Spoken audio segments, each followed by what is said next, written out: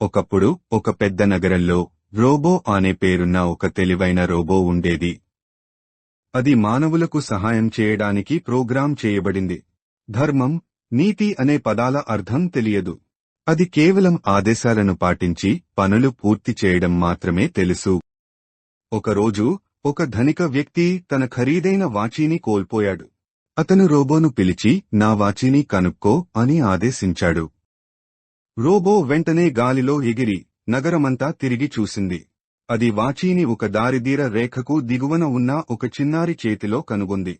ఆ చిన్నారి ఆ వాచీని తన తల్లికి మందు కొనడానికి అమ్మాలని అనుకుంది. రోబో తన ప్రోగ్రాం ప్రకారం వాచీని తీసుకుని ధనికునికి ఇచ్చింది. ధనికుడు సంతోషించి రోబోను అభినందించాడు. కాని రోబో ఆ చిన్నారి కన్నీళ్లు చూసింది. అది ఎందుకు ఏడుస్తుందో అర్థం కాలేదు.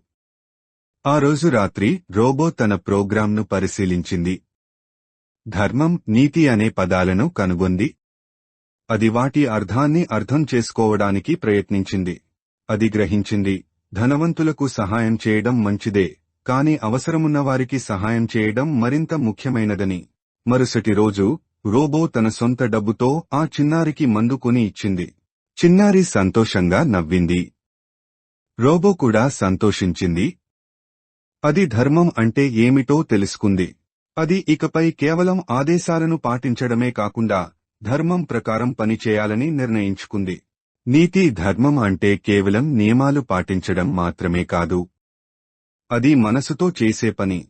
అవసరమున్నవారికి సహాయం చేయడం నిజమైన ధర్మం.